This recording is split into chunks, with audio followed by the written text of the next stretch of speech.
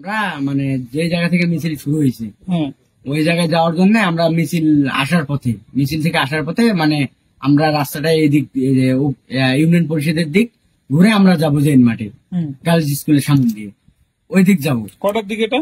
এটা হইতেছে আপনার 4:30টার দিক, আচ্ছা 4:30টার দিক। হুম এখন আমরা যাব ওই জায়গায় আমরা গেছি ইউনিয়ন পরিষদের সামনে যে গেছি মানে রাঙ্গা আর হইতেছে রেজাহাজি।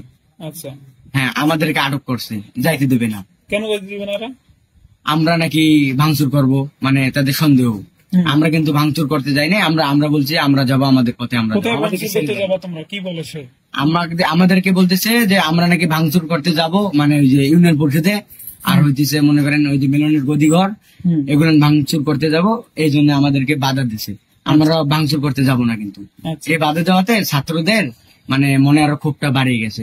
ধর একটা ফাঁকাগুলি করছে ছাত্র ভাই জানেন তো কেমন। হুম। পরে ছাত্ররা এই যে গেটিতে ঢেল মারছে, যাই হোক হ্যাঁ। ও দৌড়ে গেছে, যাওয়ার পরে মানে ও আবার একে ঠাস ঠাস করে 2-3টা আবার গুলি মারছে।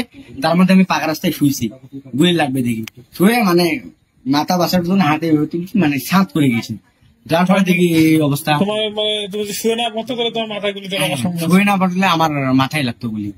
তাহলে কয়টা গুলি করছে তোমার ধারণা? প্রথমে আমার ধারণা হলো 4-5টা গুলি করছে, না হলেও 4টা মারছে, একটা উপরে মারছে, তারপর নাগারি 2-3টে মারছে।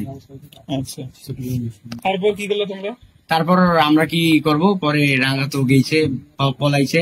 পরে আমরা ইচ্ছা করলে কিন্তু রাঙ্গার বাসায় যেতে পারতাম, ঘেরাও করতে পারতাম, পরে করিনি। যাই হোক বিজয়ের একটা আনন্দ। পরে ওই অবস্থায় আমি ডাক্তারের কাছে গেছি, পরে ডাক্তার আমার পরে ব্যান্ডেজ করে দিয়ে মানে সাবলন দিল, ওষুধ খেলাম, খাওয়ার পরে একটু ব্যথা সারছে, পরে ওই জায়গা থেকে বাসা চলে আসছি। মেডিকেলে ভর্তি হয়েছিল?